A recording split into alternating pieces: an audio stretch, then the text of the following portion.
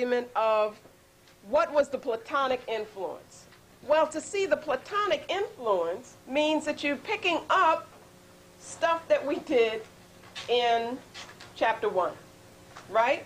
So you'll be familiar with a lot of that. But what also, it goes further, is that we use the dialogues, some of the other dialogues, more specifically, the Euthyphro, the Apology, I'm not sure if the Crito is in there, but at any rate, we use them to show the basis of the argument that Plato is putting forth. And what he's doing is constructing a model for what true religion should be. He doesn't call it true religion, but it's the model that then the Christian church and their theology is going to use. You see, which is just like Plato said, there's one concept of truth, and that's why what he did was to use this concept of truth ideologically. I say that because he said there was only one way to reach truth, and you had to come this way, and that was their way. So now what does the religion say? It says there's only one true God, and to get to it, you got to come through us, and to come through us means being our slaves. So, you know, it fit. They were using the pattern that had already been established. Then you're going to get the same themes. You're going to get them even trying to make the religion rational. Big discussion of that. You got Aquinas, and then you got Leibniz, who have these long so-called religious tracts, which sound ridiculous. You know, it sounds like they're talking about math or whatever they're talking about, but certainly not what we would consider to be God. Okay, the reason they do that is because they've got to make it fit this true thing, which makes them superior. So it's the same thing over again. Then one of the things you look at is on page 117, the Judaic heritage. And that's about what was it that this Judaic statement brought to the table, brought to the picture, that made it European, if you will, made it Western, if you will. And there are certain things we'll look at. The emphasis on written codification, the way it reified or hardened the ideas, the deification of the word. Okay, again, the object. The monotheistic ideal. Page 120, try to outline the argument that's being made there. The Savior complex, they state all of that. The seeds of universalism.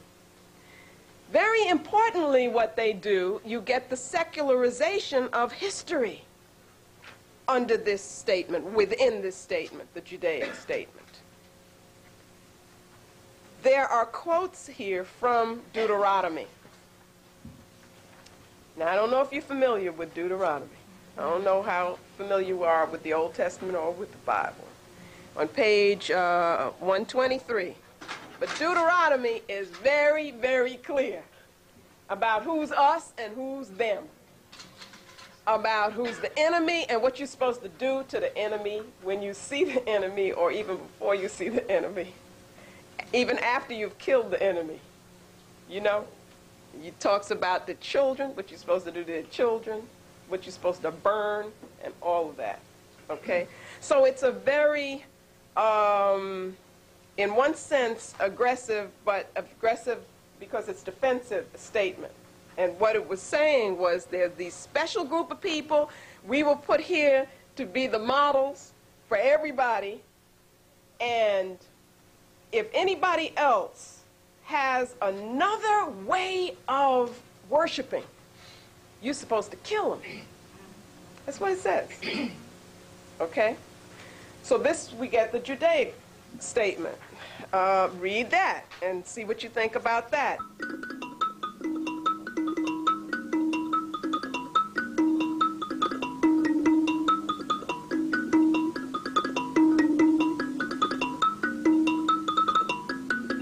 Well, then why was there this split between the Judaic statement and then what became the Christian statement. I mean, they came from the same book, right? So what happened? Why should there be this antagonism? So I'll let you read that yourself.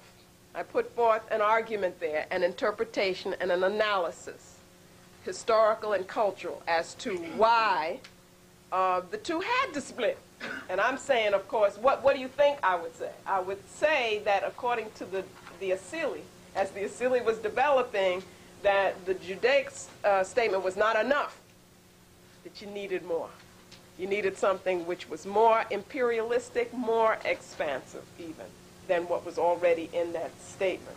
Okay, always looking at the Asili and looking at the need for world domination and world power. And that's what happened. It became a statement of, you know, of world control. Then the next period, and this gets easier, straightforward, that people shouldn't have any problem following. The Roman, what I call the Roman co-optation. Okay, why should the Romans, who had been supposedly persecuting these people who call themselves Christians, suddenly they became the Christians themselves? Okay, why should that happen?